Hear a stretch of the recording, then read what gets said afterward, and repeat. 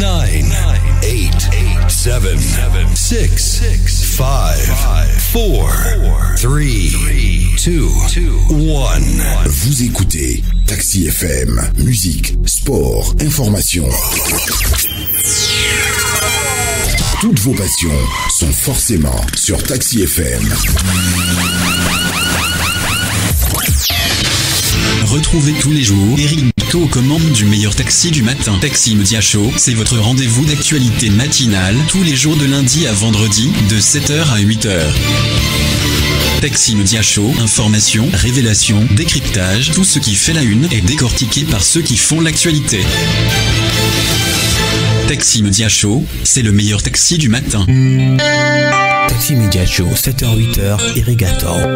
Madame, Messieurs, bonjour à tous, bienvenue, très heureux de vous retrouver ce matin sur la radio Taxi FM, le même pour notre show unique du matin.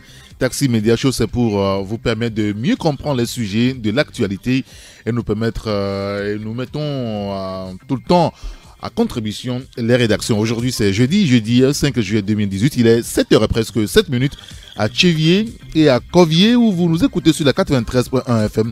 Bienvenue sur la géniale. Taxi FM 93.1. Et dans les prochaines minutes, notre tour d'horizon traditionnel des rédactions. 2 rédactions à l'antenne ce matin, Flambeau des démocrates et la Nouvelle Tribune. À suivre aussi le journal de la Coupe du Monde avec Flam Sassi. Vous savez que la compétition observe une pause avec, avant de reprendre demain, vendredi, avec la phase des quarts de finale. Toutes les informations à suivre dans quelques points de seconde avec Flam Sassi. Le journal du mondial sur Taxi FM. Le journal du mondial avec Flams Sassi. Flams, bonjour. Bonjour Eric, bonjour à toutes et à tous. Et l'équipe de France de football a passé une dernière journée hier à Isra et c'est aujourd'hui qu'elle s'envole pour Nijni Novgorod où elle disputera la rencontre tant attendue. Ce sera, vous le savez, face à l'Uruguay, un adversaire redoutable mais affaibli par l'absence probable de son buteur vedette. Déjà 3 réalisations dans cette Coupe du Monde, le Parisien Edison Cavani. Et ce sera le premier quart de finale à suivre demain vendredi à partir de 14h. Une idée sur toutes les affiches des rencontres qui se disputeront vendredi et samedi. C'est bien sûr dans le journal du mondial sur la géniale. Bienvenue. Le journal du mondial sur Taxi FM. Après Messi qui avait monopolisé les conversations des Bleus avant d'affronter l'Argentine, cette fois encore, c'est le nom d'un futur adversaire qui est sur toutes les lèvres. Edison Cavani, blessé au mollet lors des huitièmes de finale, donc face au Portugal, est de plus en plus incertain. Un forfait qui enlèverait peut-être un sacré poids sur la défense française, mais les Bleus se sentent plutôt mieux depuis le match face à l'Argentine. Adil Rami, le défenseur coiffeur donc remplaçant, vous le savez, ce vocable qu'ils utilisent depuis un certain temps le confirme, mais quand on lui demande s'il préfère le Brésil ou la Belgique en demi-finale, il donc répond tout de suite que cela friserait de la prétention puisque l'Uruguay ce n'est pas encore gagné. Nous allons écouter Adil Rami. Ouais, moi je vais parler en tant que joueur et coéquipier de cette équipe de France. On vit très bien depuis le début. Voilà, je suis bien placé pour le dire. Donc moi de mon côté, je suis vraiment pas étonné. On est là ensemble. On a joué contre des équipes qui n'étaient pas faciles à manier en début de tournoi. Et aujourd'hui, quand on a joué contre l'Argentine, qui est une équipe assez ouverte dans le jeu, et c'est là où on a pu aussi faire parler notre football. Tout simplement, c'est jamais facile de jouer contre des équipes qui bloquent bas, qui nous attendent, et on est craint quand même un petit peu. On est l'équipe de France, donc voilà. Je suis pas étonné. Contre l'Uruguay, il va falloir être généreux, prêt à souffrir et à se battre pendant 90 minutes. Si je réponds à cette question, c'est, on va dire, prétention de ma part, parce que on a un gros match à jouer contre l'Uruguay et c'est pas encore gagné. Donc voilà. Je fais confiance à mon destin comme depuis le début et on verra plus tard. Adil Rami, défenseur remplaçant des Bleus au micro de nos confrères de Infosport. Une absence probable de Cavani qui ne tranquillise pas pour autant les Français, car l'autre arme offensive uruguayenne est bien là, Luis Suarez. 25 buts entre 3 matchs de Liga avec Barcelone et déjà 2 réalisations dans ce mondial.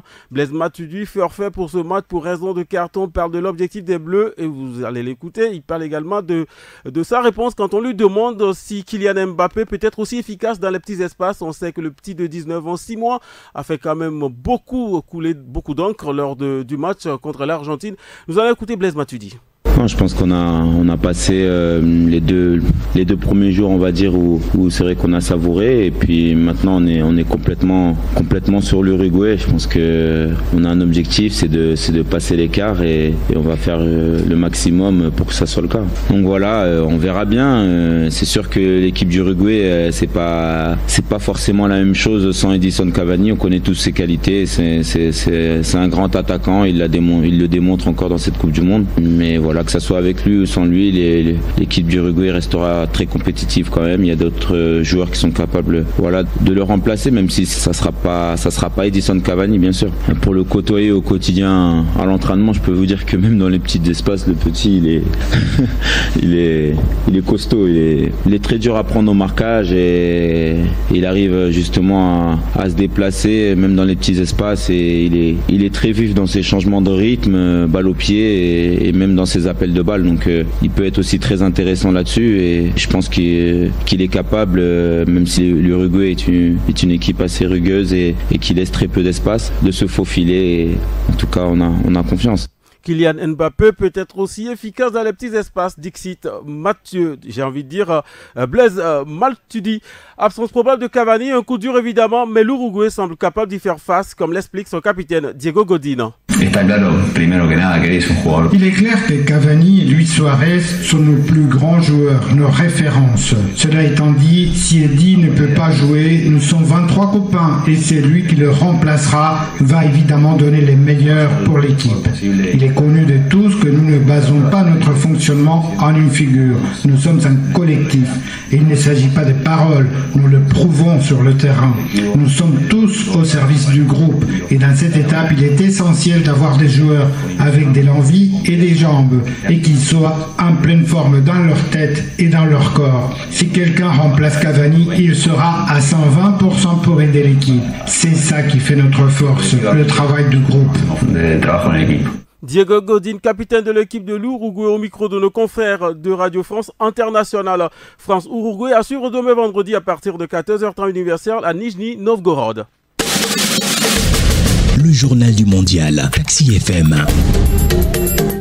Et toujours demain vendredi, un peu plus tard dans la soirée, à partir de 18h, temps universel, le Brésil et la Belgique vont s'affronter à Kazan. Des Diables Rouges revenus de très loin, on rappelle menés 2-0 face au Japon en 8e de finale. À environ 20 minutes de la fin, ils sont parvenus à renverser la vapeur et l'emporter 3-2 au terme d'un match magnifique. Le coaching de leur sélectionneur Roberto Martinez avait fait la différence en permettant à la génération dorée belge de s'offrir enfin un match de référence. 18 succès en 24 matchs, un seul revers, c'est le séduisant bilan du jeune sélectionneur espagnol de 44 ans sur le banc des Diables Rouges. Avec déjà 12 buts inscrits, les coéquipiers d'Eden Hazard possèdent la meilleure attaque de cette Coupe du Monde, mais tout n'est pas parfait. Contre le Japon, l'équipe donc a manqué d'inspiration, à l'image de Kevin De Bruyne, le chef d'orchestre, et la défense à 3 s'est montrée fragile. Face à face donc, Brésil-Belgique pour un match qui s'annonce spectaculaire, riche en buts peut-être, en tout cas si les stars se mettent au diapason. Et la Seleção de Neymar aurait donc bien besoin de son attaquant Gabriel Jesus, qui commence à s'illustrer. Il n'a toujours pas marqué dans cette Coupe du Monde. Un comble pour un pays qui a vu défiler tant de grands numéro 9 dans son histoire. Et le joueur de Manchester City n'a délivré qu'une passe décisive, c'était face au Costa Rica. Et pourtant, face à la Belgique, le grand espoir de 21 ans devrait conserver la confiance de Tite. Le sélectionneur brésilien est satisfait du travail tactique de son attaquant, puisqu'il permet à Neymar de s'exprimer, et surtout il défend. Gabriel Jesus a tout de même inscrit 6 buts dans les éliminatoires de la Coupe du Monde. Et pour l'instant, son concurrent Roberto Firmino n'est pas une menace. Le joueur de Liverpool qui a pourtant trouvé le chemin défilé face au Mexique en 8e de finale. Et si tout n'est pas jeté dans le bilan de Gabriel Jesus, jusqu'ici dans ce mondial, son réveil est vivement attendu demain. Brésil-Belgique, c'est à Kazan à partir de 18h. Et puis samedi, la Russie, elle jouera donc justement samedi. Pas grand monde ne l'attend forcément à ce niveau, et pourtant l'équipe nationale russe est au rendez-vous de son mondial. Qualifié pour les quarts de finale, le pays se met à rêver tout haut et à fêter ses héros, un élan populaire, source de motivation pour le milieu de terrain Yuri Kasniski. Je crois que chaque victoire, encore plus quand c'est contre l'Espagne, vous donne beaucoup de confiance. Le pays croit en nous. Avant le 8e de finale, certains doutaient encore, sans doute. Mais maintenant, je l'espère, tout le monde est derrière nous. Tout le monde sait que nous donnons le maximum pour ce maillot, donc nous allons tout faire pour aller le plus loin possible. Voilà, Yuri Gadlitsky, le joueur de la Russie. Donc on fait le récapitulatif. Après justement Russie et puis Croatie, on aurait également Angleterre et puis la Suède. 24 années que la Suède n'a plus atteint ce niveau de la compétition, et puis l'Angleterre aussi, tant attendu, 12 ans qu'on attend l'Angleterre à ce niveau. Et donc c'est un match qui promet. Donc avant de finir ce journal du mondial, on va rappeler quand même le programme. Demain à partir de 14h, France, Uruguay, à 18h, Brésil, Belgique, et puis samedi, Croatie, Russie, et puis dernier match des quarts de finale, Angleterre qui affronte la Suède. Et c'est tout pour ce journal de mondial, Eric. Merci beaucoup Flamme Sassi, merci, et on retrouvera Hugues Vignon à Tico demain pour la suite de cette... Jean-Marie Leblanc. Jean-Marie Leblanc, très bien, d'accord, on le retrouvera en tout cas pour cette édition du journal de la Coupe du Monde. Taxi Média Show, 7h-8h, Irrigator. Et retour en studio maintenant pour la revue de presse. Nous allons commencer par le quotidien Liberté. Liberté qui titre sur la libération du reliquat des personnes arrêtées. Les regards des détenus et de leurs proches tournent vers Fort Nyasingbe, écrit le confrère. Encore une soixantaine de personnes dans les prisons, note le journal. David Gilmour, c'est l'ambassadeur des États-Unis au Togo, qui dit « Les investisseurs ne viendront au Togo que s'il y a une stabilité politique ». Sa réaction à lire à la page 3 du journal et puis Assemblée nationale.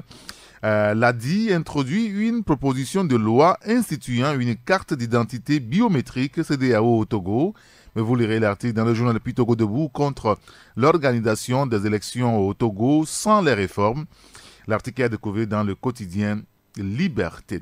Le quotidien Togo Matin aussi dans les kiosques. Togo Matin qui revient sur le dialogue intertogolais. Cette organisation de la société civile togolaise invite les facilitateurs à s'investir plus pour la sortie de crise. Toujours par rapport à la crise togolaise et la facilitation, la CEDEAO peut compter sur le soutien des États-Unis, écrit ce matin notre confrère Togo Matin. Le journal qui parle également du fair play politique. Le fair play politique est-il anti-concurrentiel? L'interrogation est découverte dans le journal. Et puis, campagne agricole 2018. Le ministère de l'Agriculture enregistre un excédent alimentaire de 21%. Vous lirez tous ces éléments dans le journal Le Quotidien Togo Matin. Car de tout cœur, nous tenons à vous informer. Taxi FM. Et notre première rédaction ce matin, c'est la rédaction du journal Flambeau des démocrates. Et nous avons au téléphone le patron de la rédaction, c'est Joly Agbessi. Joly, bonjour. Bonjour Eric. Joly, merci de nous avoir rejoints dans votre éditorial. Vous parlez ce matin de pendule à l'heure. À quoi faites-vous allusion concrètement? Oui Eric, je m'attendais à la question qui a plutôt remis les pendules à l'heure. Ah, d'accord. Eric, je t'aurais donné le nom et tu aurais su ce à quoi nous faisons allusion ce matin dans notre éditorial. D'accord. Il a pour nom Alpha Condé. Et il fait partie de l'équipe de la médiation chargée de ramener les protagonistes de la crise togolaise à la raison. Son intervention sur les médias internationaux a permis aux différents acteurs de ramener le sol, Eric, après tout le tiraillement sur la tenue ou non des élections au Togo. Nous avons assisté durant toute une semaine à un développement pas possible, à des interprétations qui sont loin de toute logique électorale. Et dire, Eric, que pourtant c'était plus facile à comprendre. Parce que lorsqu'on suspend un processus électoral, c'est-à-dire que les élections sont mises entre parenthèses. Tout compte fait, disons-nous ce matin, ce n'est qu'une question de temps. Parce que sur le sujet, sur la tenue des élections législatives, va revenir beaucoup plus avec insistance après la feuille de route que va soumettre la CEDEAO aux protagonistes. On a donc besoin de gaspiller les énergies dans des interprétations qui ne tiennent pas la route. Nous tirons à travers nos colonnes chapeau au médiateur qui a remis les pendules à l'heure. Ce qui était très difficile parce qu'il est aujourd'hui très difficile de réveiller Eric, quelqu'un qui fait semblant de dormir. Oui, mais ça c'est une vérité implacable. Joly, et vous parlez également du pouvoir législatif au Togo. Les députés jouent-ils vraiment leur rôle, Joly? Oui, Eric, je disais tantôt que la question vaut son pesant d'or. Après la célébration le 30 juin dernier de la Journée internationale du parlementarisme, dans son discours, le secrétaire général de l'ONU, Antonio Guterres, invitait les parlementaires du monde à jouer pleinement leur rôle, celui d'être des piliers de la démocratie. Eric, nous nous sommes inspirés ce matin dans notre parution de ce discours et nous reposons la question dans le contexte togolais. Est-ce que les députés jouent-ils vraiment leur rôle? Chacun saura apprécier, mais il faut relever que les parlementaires togolais sont le Parlement togolais loin d'être un pilier de la démocratie. C'est plutôt, excusez-moi le terme, Eric, une bande de copains divisés en plusieurs groupes par rapport aux appartenances politiques qui se sont ligués avec les fossoyeurs contre les intérêts du peuple. Sinon, comment qualifier ce laxisme, cette complaisance dans certains dossiers, surtout dans l'interpellation de certains membres du gouvernement au Parlement? C'est ce que nous relevons ce matin dans nos colonnes.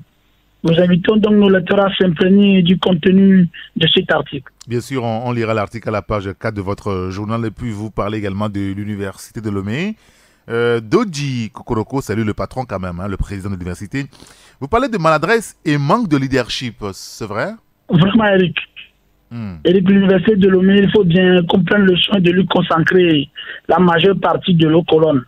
Parce que ce temple du savoir est devenu une poudrière, avec des mouvements d'humeur, de grève, de revendications à n'en point finir.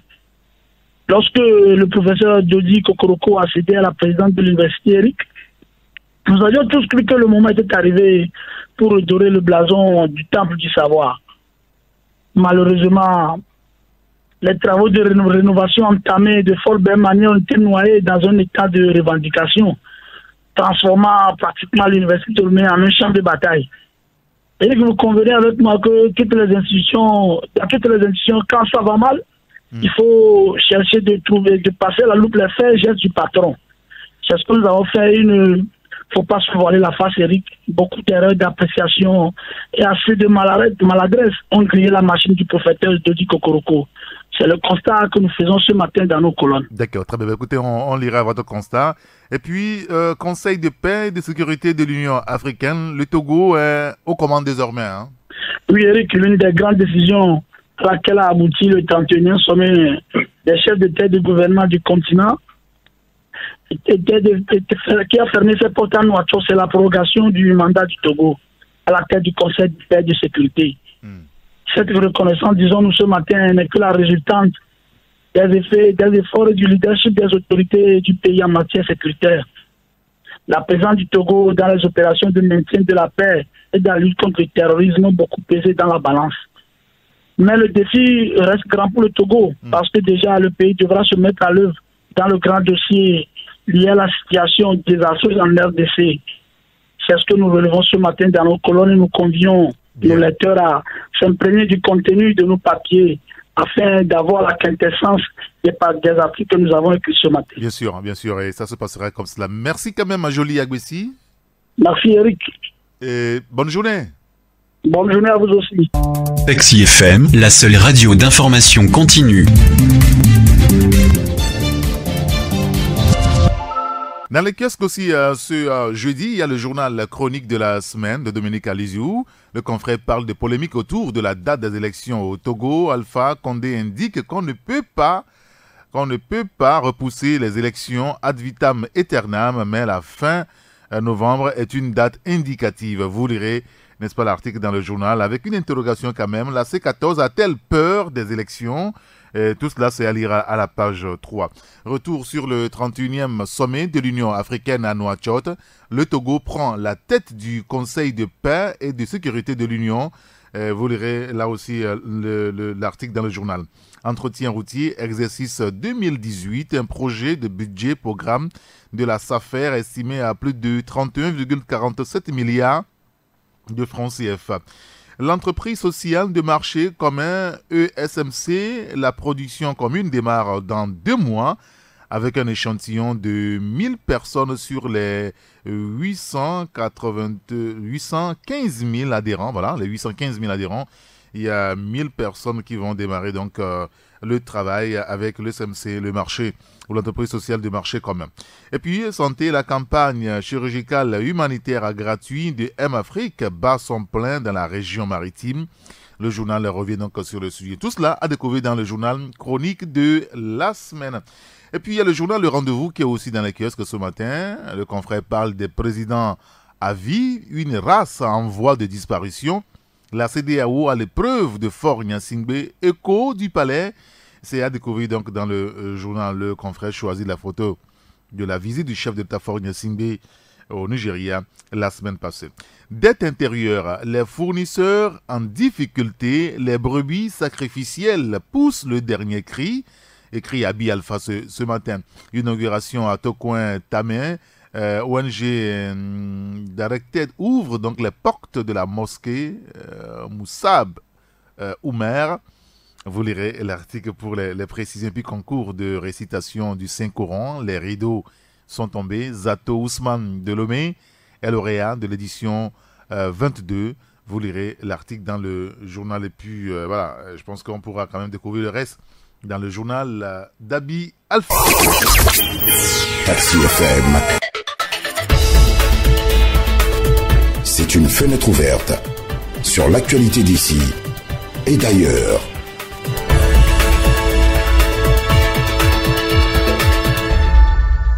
Il est 7h34 sur Radio Taxi FM Lomé. Nous vous donnerons la parole tout à l'heure pour prolonger la libre antenne d'hier. Mais avant, le dernier journal avec nous en studio, c'est La Nouvelle Tribune. La Nouvelle Tribune, et pour en parler, l'homme Antisogbe n'est pas au téléphone, mais est en studio avec nous. Bonjour Elom. Bonjour Eric et bonjour Taxi FM. Merci de nous avoir rejoints. Vous publiez ce matin dans votre journal La Nouvelle Tribune une enquête exclusive, et ça concerne l'hôtel 2 février. Et on en parle depuis quelques jours d'ailleurs. Dans les méandres de Kalian, ce groupe qui on a concédé l'hôtel, la rénovation, beaucoup plus, et qui aussi est dans la concession, on va dire. Les relations opaques du concessionnaire, que se passe-t-il véritablement quand vous avez cherché à comprendre ce groupe Kalian? Oui, d'abord c'est le fruit d'un long travail de plusieurs mois, de 8 mois pour être plus précis. On a commencé ce travail dans le dernier trimestre de l'année 2017 et par rapport au départ de Carson Residor, propriétaire de la marque Radisson Blu, et on a commencé comme ça et nous sommes tombés sur un programme Wealth of Nations, en français Richesse des Nations, de la fondation Thomson Reuters, qui a pris en charge intégralement cette enquête-là que nous avons menée de bout en bout et qui a validé les contours juridiques, etc. Et qui a quand même essayé de voir clair dans cette affaire, puisque la fondation Thomson Reuters s'occupe beaucoup plus de ce qu'on appelle la illicit financial flows, les flux financiers illicites en Afrique, pour que nous puissions, à l'horizon 2050-2060, avoir une Afrique dont les risques de corruption sont quand même moindres. Et donc c'est dans le cadre de ce programme-là que cette enquête se situe et nous avons cherché à voir clair, mais il se passe des choses extrêmement horribles dans le cadre de cette enquête, parce que la société qui s'appelle Kalian Hospitality Development Togo SAU, qui appartient à un certain monsieur Ashok Gupta, légalement enregistré au Togo sous un numéro RCCM que nous avons publié dans cette enquête, c'est une société qui est une filiale d'une autre société qui s'appelle Kalian Hospitality Development, enregistrée en île Maurice. L'île Maurice qui est considérée comme un paradis fiscal selon un classement publié en 2017 par un cabinet américain et même par rapport à des institutions internationales. Et l'île Maurice est considérée comme un paradis fiscal parce que les taux d'imposition sur les activités des entreprises sont faibles, voire nuls du tout.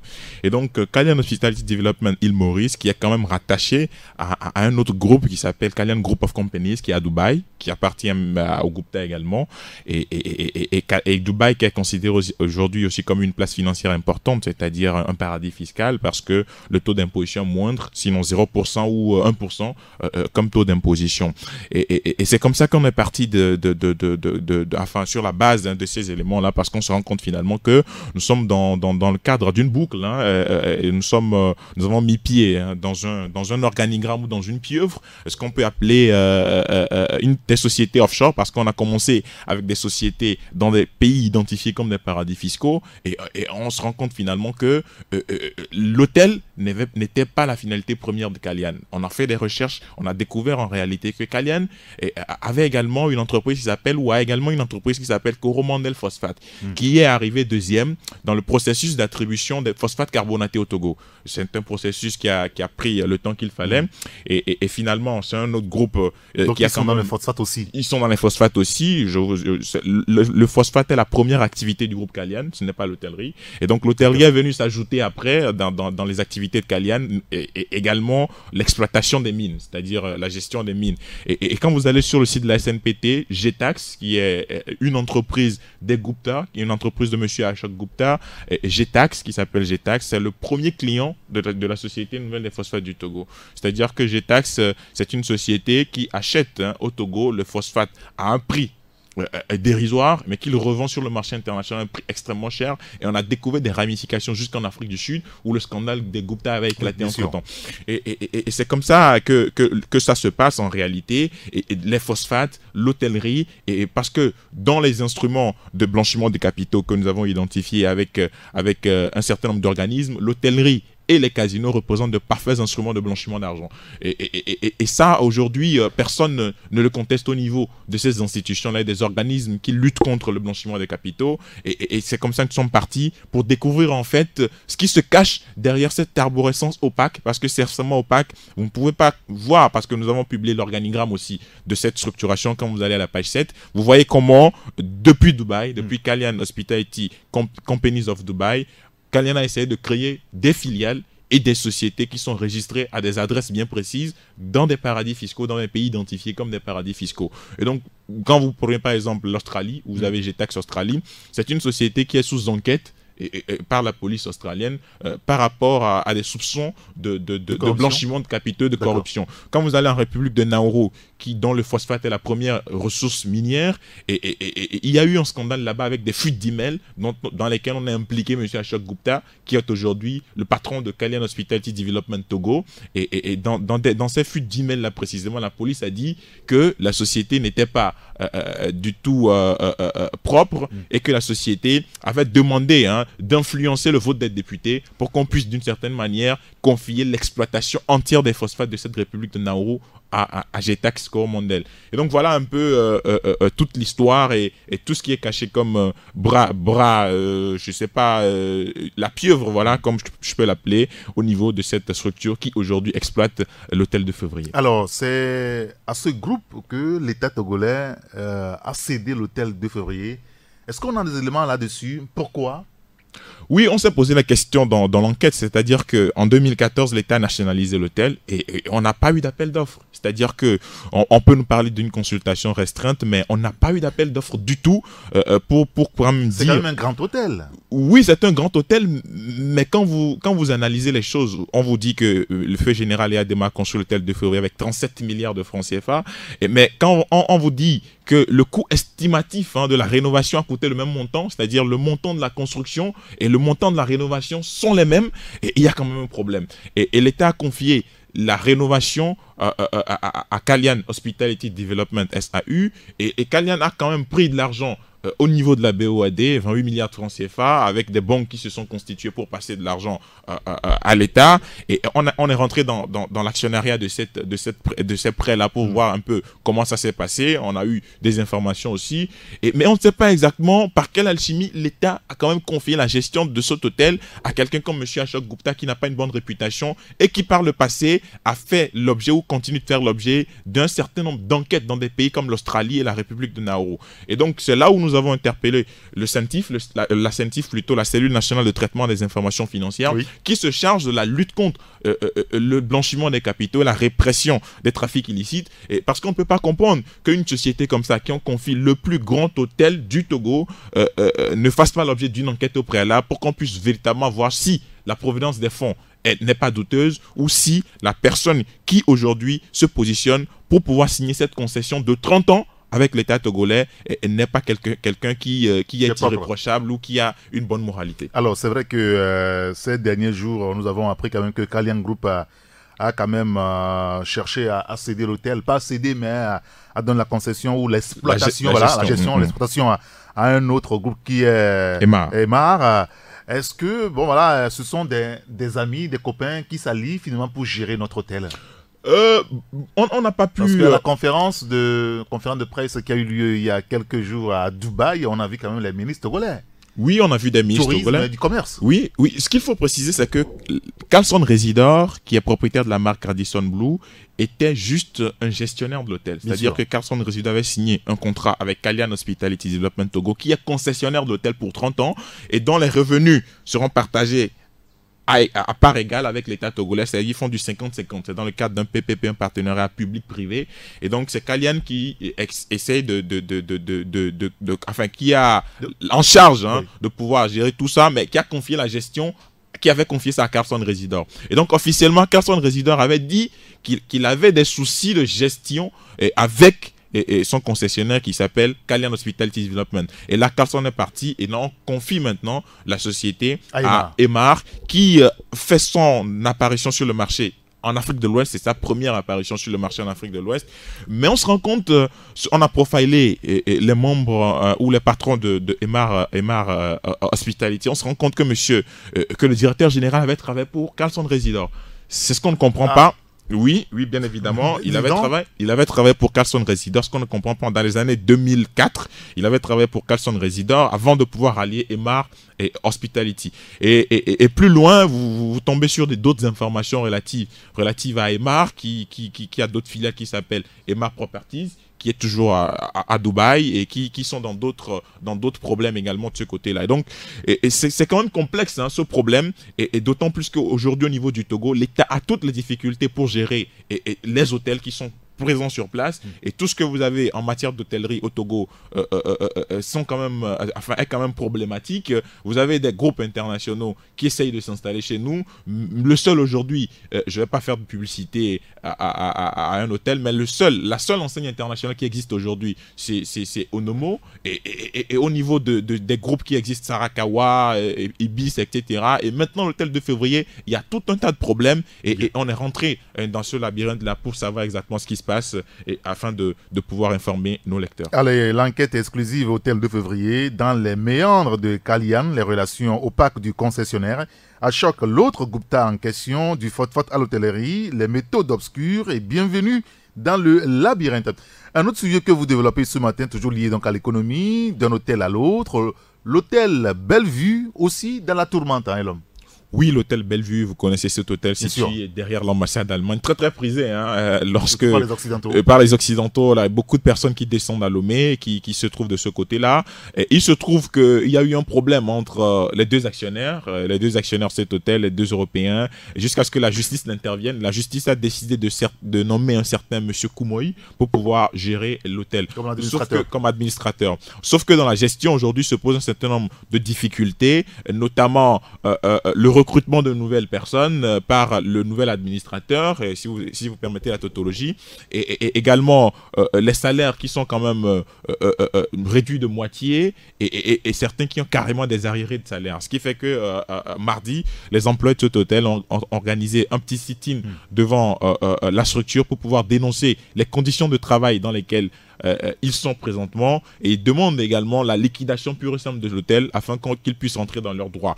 Et c'est quand même paradoxal ce qui se passe avec les hôtels au Togo. Et moi, personnellement, au niveau de la rédaction, ça pose un certain nombre de problèmes. Si on veut relancer le tourisme, on ne peut pas aujourd'hui mettre tous les hôtels dans cet état. C'est vrai que l'hôtel Bellevue, c'est un hôtel privé, c'est un actionnariat privé, mais par rapport au flux que ça draine, par rapport à toute la mobilisation qu'il y a autour de cet hôtel, c'est juste 20 chambres. Mais quand vous voyez beaucoup de personnes, ces Européens qui viennent là-bas et qui séjournent pendant des mois, et vous vous rendez compte que quand même, il y a quelque chose qui bouge de ce côté-là, et on participe comme ça à la construction de l'économie, et comme ça, en payant les impôts, on essaie de contribuer à quelque chose. Mais on se rend compte que, et ça s'est passé comme ça, et la justice a tranché, et le problème est là, l'inspection du travail ne dit rien, et jusqu'à ce que les employés ne décident de crier haro sur le baudet. Et donc, bon, c'est un autre problème. On va attendre de voir comment ça va se passer et dans les prochains jours. Mais véritablement, il faut que le ministère du Tourisme, si tant est qu'on veuille relancer véritablement le tourisme au Togo, puisse quand même essayer de mettre tous ces dossiers sur la table afin de pouvoir poser clairement le problème. Très bien. Un autre sujet, le dernier d'ailleurs évoqué avec vous, c'est par rapport donc à la fermeture de la plus grande morgue du Togo. Une décision impopulaire du ministre Midi Yawa, encore. Oui, encore lui, toujours lui. On ne cessera jamais de parler de lui à la rédaction de la Nouvelle Tribune. C'est vrai que, bon, cette décision, c'est une décision qui passe mal dans l'opinion. Et nous avons carrément fait un article d'opinion sur le sujet parce que et nous avons constaté que cette décision est une décision, excusez-moi, mais qui semble avoir été prise sur un coup de tête. Et parce que vous ne pouvez pas...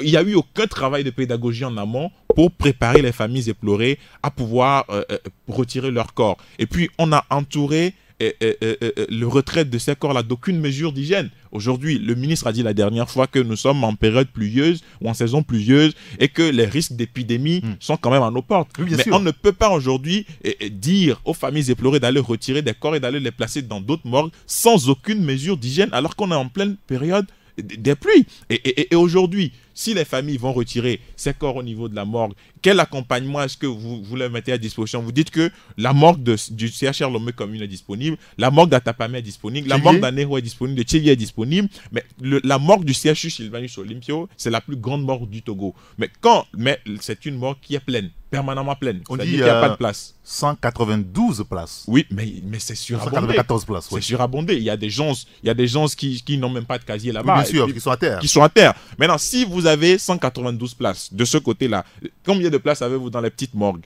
Et vous demandez aux gens d'aller de ce côté-là. Mais si quelqu'un aujourd'hui va au CHR Lomé Commune et qu'on lui dit que c'est plein, il a quel choix? Il doit aller entre Anéro et Atapamé. Est-ce que vous avez des frais aujourd'hui, en pleine période de crise sociopolitique, de permettre à ces gens de pouvoir amener leur corps à Atapamé et d'aller le retirer? Autrement dit, vous demandez aux gens d'enterrer leur corps immédiatement. Immédiatement. Parce que cette mesure, c'est une mesure, excusez-moi, mais qui n'est pas la bienvenue aujourd'hui. Et parce que dans le communiqué, le ministre dit, dans le cadre de la redynamisation du secteur de la santé, mais excusez-moi, mais on commence la redynamisation du secteur de la santé par la réhabilitation d'une morgue. C'est ce que le ministre nous dit aujourd'hui. Il faut d'abord passer par les soins. Mais pendant qu'à la pédiatrie P2, vous avez 3 enfants sur un lit et qui sont pris en charge par 2 infirmiers, à la pédiatrie P10, vous avez 2 infirmiers pour 70 enfants. Allez actuellement au CHU Sylvanus Olympio. Donc on préfère aujourd'hui réhabiliter une morgue plutôt que de s'occuper des gens qui attendent ou qui font le pied de grue dans des centres de santé publics pour pouvoir bénéficier convenablement des soins. Bon, je ne raconte pas ma vie. Et M. Midi Yawa était chef service rhumato au CHU Sylvanus Olympio et on sait toutes les tracasseries qu'il a eues pour avoir seulement 20 lits dans son département. 20 lits dans son département. Mais si nous n'avons pas de lits pour pouvoir juste accueillir les patients, il n'y a même pas raison de pouvoir dire que nous sommes en train de prodiguer des soins ou nous sommes en train de faire de la contractualisation. La contractualisation, c'est une bonne chose. Tout le monde s'inscrit dans cette réforme-là, mais il ne faut pas commencer la contractualisation par la réhabilitation d'une morgue. Autrement, vous construisez carrément une nouvelle morgue. Si aujourd'hui, vous avez les moyens de réhabiliter une morgue, construisez une nouvelle morgue. Mais parce qu'aujourd'hui, on ne peut pas comprendre que le ministère de la Santé prend la mesure de pouvoir réhabiliter une morgue alors qu'on a la capacité de pouvoir construire une nouvelle morgue avec ces fonds-là. Mais à quoi ça sert finalement? Et demain, ne vous étonnez pas si on vous dit que le coût de la réhabilitation peut servir à construire 3 nouvelles morgues. Parce que dans ce pays, on sait beaucoup de choses. On sait comment les choses se passent. On se rend compte que la réhabilitation d'une route pourrait servir à construire 2 nouvelles routes bien faites avec des caniveaux. Et donc, il y a beaucoup de choses qui entourent cela. Et dans le retrait des corps, il y a des familles aujourd'hui, il y a des corps aujourd'hui au CHU, à la morgue, dont on ne retrouve pas les familles. Mais qu'en sera-t-il de... Fausse commune, bienvenue. Oui, mais il faut qu'on nous dise tout ça. Et puis, ceux qui attendent d'être autopsiés, qu'est-ce que le ministre en dit? C'est pourquoi je dis il n'y a eu aucune mesure, aucune pédagogie autour de cette décision. Ça tombe comme ça, on dit, bon, venez retirer vos corps, parce que d'ici le 15, on va quand même procéder à une réhabilitation de la morgue. Si vous ne voulez pas retirer, parce que c'est délai, on va prendre des dispositions. Mais écoutez, on n'est pas au camp ici, on n'est pas au champ. Mais l'État ou bien le ministère de la Santé a pour rôle de pouvoir faire ce qu'on appelle de la pédagogie et de communiquer. Oui. C'est le talent d'Achille même du gouvernement, c'est-à-dire que on ne prépare pas les esprits à des décisions qu'on prend. Et pire, au niveau du ministère de la Santé, on a comme l'impression d'avoir à la tête quelqu'un qui sort de l'ordinaire alors qu'il est membre du corps médical, du corps enseignant, du corps soignant, pardon. Et moi, personnellement, c'est quelque chose, et au niveau de la rédaction de la Nouvelle Tribune, qui nous gêne parce qu'on ne peut pas avoir quelqu'un qui, aujourd'hui, sort du corps médical ou bien qui a exercé au CHU Sylvanus Olympio, le plus grand centre hospitalier du Togo, qui maîtrise tous les problèmes de ce centre-là et qui est un jour a eu la chance d'être nommé à la tête du ministère de la Santé, mais qui fait pire que ses prédécesseurs parce que nous l'avons relevé. Et c'est un spécialiste de la santé, mais son bilan, excusez-moi, c'est un bilan négatif sur toute la ligne. Et il a fait pire que tous ses prédécesseurs réunis. En tout cas, on lira quand même tous ces sujets dans votre journal La Nouvelle Tribune, dans les kiosques ce matin. Merci beaucoup, Elo Mathis Ogbe. C'est moi, Eric. Et on vous retrouvera un peu plus tard. Je rappelle juste les journaux qui sont dans les kiosques ce jeudi. Outre La Nouvelle Tribune, vous avez le quotidien Liberté, le quotidien Togo Matin. Il y a l'hebdomadaire Chronique de la semaine, l'hebdomadaire Flambeau des démocrates et l'hebdomadaire le Rendez-vous. Et si on partageait le même taxi? Taxi FM. Bon réveil à l'écoute de Taxi FM. Et voilà, vous avez maintenant la parole sur le 93 96 99 99 ou le 99 20 09 59 pour la libre antenne. C'est la prolongation ce jeudi sur la radio. Et nous amorçons quand même le dernier virage de Taxi Media Show cette saison avant la pause à partir de vendredi demain donc. Et on se retrouvera un peu plus tard dans 2 mois environ. C'est la libre antenne, c'est vous qui choisissez votre sujet de discussion. Vous nous direz ce qui se passe autour de vous, dans votre quartier. Vous voulez quand même attirer l'attention des gouvernants sur un sujet précis. Vous n'êtes pas d'accord par rapport à une situation, vous voulez l'exprimer. C'est votre droit et nous vous donnons l'antenne. Nous avons notre premier auditeur au bout du fil. Allô? Oui, bonjour, le grand frère de ça, mon cher. Bonjour, Donné, comment allez-vous? Je vais bien, et vous? Je vais merveilleusement bien. Nous vous écoutons. Ah bon, je le pense. Écoutez, ce matin, nous venons d'assister encore une fois encore, c'est pas un scandale, à ciel ouvert. Et vous voyez ce que la presse vient de dénoncer, que ce soit dans le domaine de l'hôtellerie, que ce soit dans le domaine de la santé.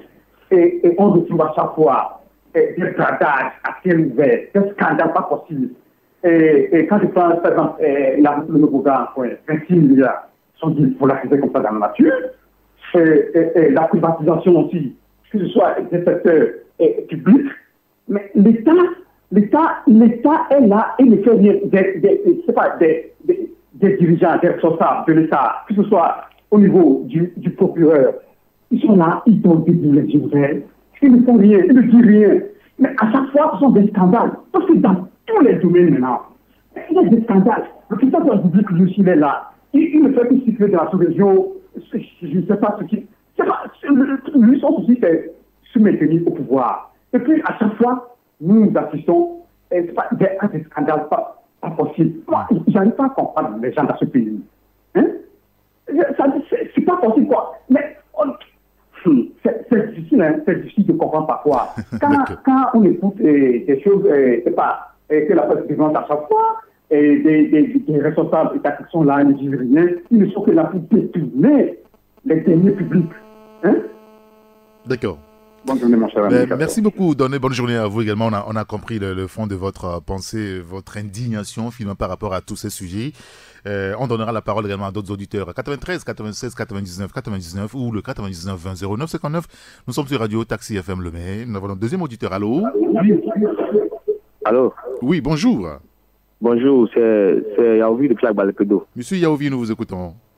C'est par rapport à la politique au Togo. Allez-y. J'ai le sentiment comme si les Togolais oublient un peu leur histoire, quoi. Et par rapport à 2005, ce qui s'est passé après les élections de 2005 au Togo et plus précisément à Tapamé, parce que nous, en 2016, nous étions à Tapamé, notre bac pour venir à Lomé. Il y a eu plus de 500 morts au Togo. Et plus précisément, les morts, c'est qu'ils viennent beaucoup d'Atapamé, quoi. Ça dit quand on veut faire le bilan de 2005, on remarque que vraiment, à Atapamé, il y a eu beaucoup d'exactions. Donc, aujourd'hui, si je vois le comportement des acteurs politiques, c'est que j'ai ce sentiment, quoi. C'est comme s'ils oublient un peu leur passé. Même bien avant 2005, il y a beaucoup de choses qui sont passées depuis 1993 jusqu'en 2005. La CVJ était passée, tout ça là, pour calmer les tensions, tout ça là. Mais j'ai vu comme, je remarque comme si ça n'a pas porté son fruit. Par rapport au communiqué que les facilitateurs ont donné l'autre fois. C'est que le pouvoir en place, c'est comme s'ils veulent encore faire mal à la population togolaise. Moi, je pense qu'il va falloir que et le pouvoir et l'opposition s'entendent pour organiser des élections claires et transparentes pour que nous ne revivions pas les mêmes scénarios qui s'est passé en 2006. Parce que nous étions à Atapamé, on a vu des choses. Les gens sont à Lomé, les gens sont dans certaines villes du Togo. Eux, ils n'ont pas vu réellement ce qui s'est passé. Nous, on était à Atapamé, dans notre quartier même. C'est dans notre quartier que les militaires venaient et les miliciens que le major Kouloum, tout ça là, ils ont fait. C'est dans notre quartier. Le quartier s'appelle Nyanya, Djama, etc. C'est ce quartier-là même que les miliciens même ont visé. Et ils ont tué nos frères, nos parents. Et puis nous-mêmes, c'est que Dieu était avec nous. Sinon, nous-mêmes, on allait aussi tomber sur ces coups-là. Donc, j'interpelle l'opposition et le pouvoir de faire table rase, de se comprendre pour que, à partir de 2018, par rapport aux élections législatives et présidentielles, que vraiment ils puissent souvenir et qu'ils puissent avoir la compassion des Togolais pour organiser de belles élections et que le Togo revive une belle paix, quoi. Très bien. Monsieur Yaovi, on a compris. Merci quand même pour votre disponibilité. Merci de votre appel. Nous allons marquer une pause et juste après, on retrouvera d'autres auditeurs. Taxi FM, priorité au direct. 8h presque 6 minutes sur Radio Taxi FM Lomé. C'est la libre antenne, c'est vous qui choisissez votre sujet de discussion. Vous nous appelez sur le 93 96 99 99 ou le 99 20 09 59. Après les grands citoyens d'État Donné Yaovi, un troisième au téléphone avec nous. Allô? Allô, bonjour monsieur Eric. Bonjour mon grand citoyen d'État, comment allez-vous? Ça va, c'est monsieur Eric de Qualité-Lomé. Monsieur Eric, nous vous écoutons. Je voudrais parler des convoyeurs de ciment Dangote là. Oui.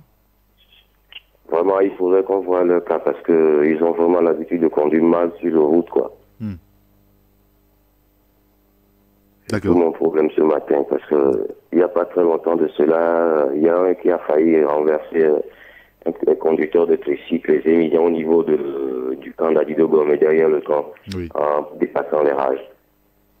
D'accord. Ils conduisent comme s'ils ont vraiment, c'est pas trop, ils ont la priorité de circuler, que les gens doivent les laisser passer, quoi. Je sais pas si vraiment nos gouvernants pourront prendre des mesures les concernant. Je pense que les grands camions Dangote finalement créent des soucis aux populations. Récemment, les confrères évoquent le cas aussi de stationnement au niveau de, je pense, Kégué. Aujourd'hui, c'est le conduit dans la ville qui pose problème. Merci beaucoup, monsieur Eric. Ok, merci monsieur. Merci de nous avoir appelé, d'avoir attiré notre attention sur ce sujet. Je pense que les autorités sont à l'écoute. Il va falloir maintenant, honnêtement, n'est-ce pas, parler à ces conducteurs de camions de ciment Dangote. Un autre auditeur, allô? Oui, c'est monsieur Boris. Nous avons de la peine à vous écouter puisque ça siffle. Si vous pouvez éteindre votre poste récepteur, vous devrez nous écouter parfaitement dans votre combiné. Enfin, oui, bonjour monsieur Eric. Bonjour, comment allez-vous? Très bien. Très bien. Bon, c'est concernant le problème de la morgue. Quoi. Oui, c'est ça, monsieur? Boris. Monsieur Boris, nous vous écoutons. Oui.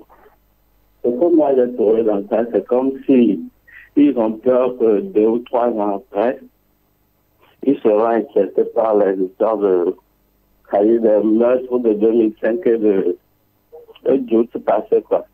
Donc, pour éviter les histoires de pauvres, ils ont planifié et enterré précipitamment ces gens pour que demain, on ne les inquiète pas, quoi.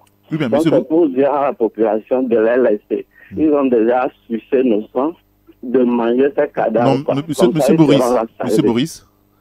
Oui. Est-ce que vous avez la certitude que ceux qui ont été tués ou ceux qui sont décédés depuis 2005 sont toujours à la morgue de Lomé?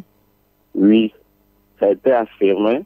Hier même, un journaliste a confirmé à la radio. Donc, c'est pour évacuer les pauvres qui ont décidé de d'évacuer ces morts. Pourquoi ne pas construire une nouvelle morgue au niveau d'Adido Gomé? On a des réserves administratives pleines là-bas. Ils devaient chercher à construire des nouvelles morgues pour au moins décentraliser l'hôpital là. Maintenant, ils vont prendre des milliards ou des millions pour retaper cette morgue et quelques mois après, ils vont se dire on construit une nouvelle morgue. Tout ça là, c'est du vol, quoi. C'est du vol. Donc, que les victimes et les parents des morts les laissent manger ces corps. Non, on ne mange pas les corps humains quand même, hein, Boris. D'accord. Mais ils vont quand même me comprendre. Merci quand même. On a compris ce que vous avez dit. C'est votre avis sur le sujet et nous le respectons. Merci beaucoup, Boris. Passez une excellente journée, bien sûr, en compagnie des programmes de Radio Taxi FM Le Maine. 93 96 99 99 ou le 99 20 09 59. Nous sommes sur Radio Taxi FM Le Maine. Notre 5e auditeur ce matin. Allô? Allô, bonjour. Bonjour, mon grand citoyen d'État, Kolani. Merci, mon frère. Comment allez-vous? Je me porte très bien. Parfait, nous vous écoutons. Moi, c'est pour nous interroger sur le communiqué des chefs des États de la CEDEAO. Là. Oui. Oui, je ne sais pas, ça ne souffre pas de compréhension, mais chacun fait son va-et-vient, mais sachant bien que la population souffre.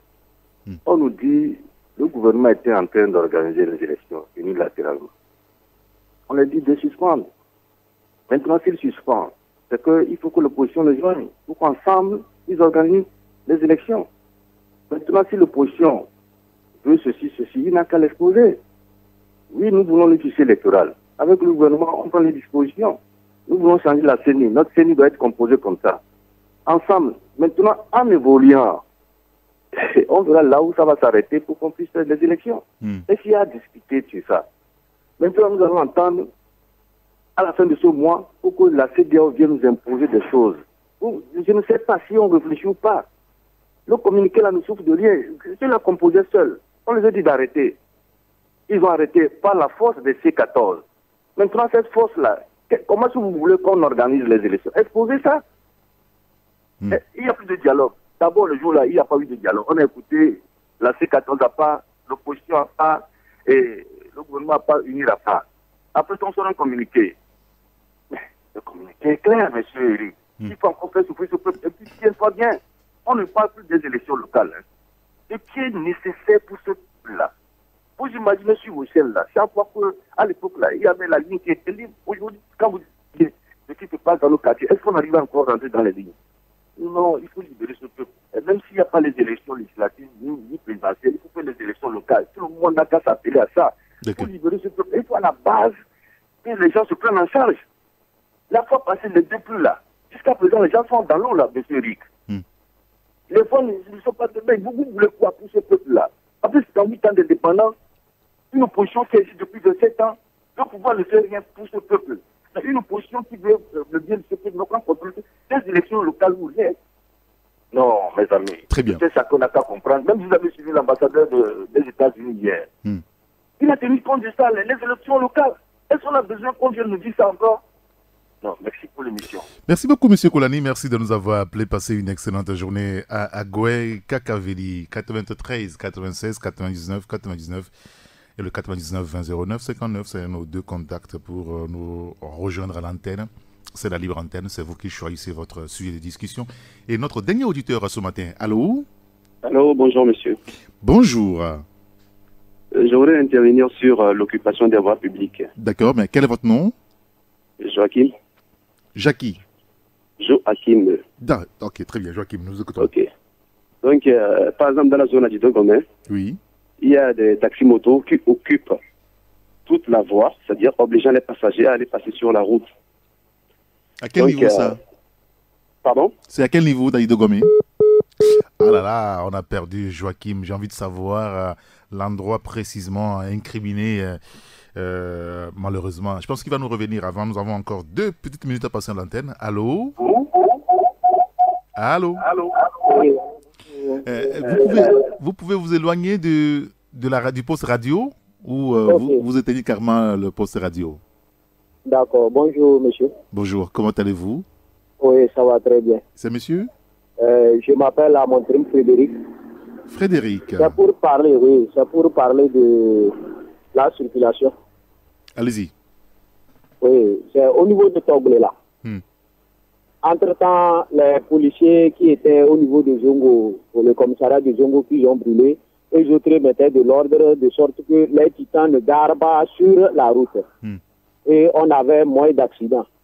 Bon, présentement, je vois qu'ils ont laissé les titans garer tout au long du chemin de Toglé, au niveau de Sanol. Il y a quelque part, ils appellent chose-là. Donc, ils ont garé au bord de la route. La fois passée, ça a causé un très grave accident parce qu'il y a quelqu'un qui veut sortir dans un corner, il ne voit pas sur la route. Quelqu'un qui va tout droit, il ne voit pas. L'autre intersection qui vient, il ne sait pas si quelqu'un veut sortir par là ou pas, la personne part. Donc, il y a des accidents qui se produisent. Si l'État peut voir ça et qu'on puisse les renvoyer de là pour qu'ils puissent dégager la route, ça doit être bon pour nous. Des stationnements anarchiques sur nos voies. Très bien. Oui, oui. On a compris, Frédéric. Merci quand même d'attirer l'attention des gouvernants sur ce sujet au niveau de Zongo et Togbole-Kopé. Merci beaucoup, Frédéric. Et on ne peut plus recevoir d'auditeurs, malheureusement. Il y a le téléphone qui continue de crépiter. Mais nous allons remercier les grands citoyens d'État, Frédéric, Joachim, qui n'est pas malheureusement allé au bout. C'est pas grave, une autre fois. Kolani, Boris, Eric, Yaouvi et Doné. Merci à vous tous. Merci également à Jack pour la conduite de l'émission, du côté technique. Juste après nous, vous retrouverez Emmanuel Afanyagbe pour la suite et la fin de la matinale. À 9h, la salle de rédaction vous retrouvera quand même pour le bulletin d'information. 9h10, Joël Roniglou a rendez-vous avec vous. Oui, c'est vrai. C'est Jack qui prend le rasta maintenant dans la maison. Très bien, écoutez, c'est pas mal. Mais il faut corriger tout ça. Écoutez, moi je vous retrouverai, si tout marche bien, à 11h pour une nouvelle aventure sur la radio. D'ici là, portez-vous bien. Appelez-moi Sénéry Gato. À bientôt. Taxi FM. Plus de musique. Plus de hits.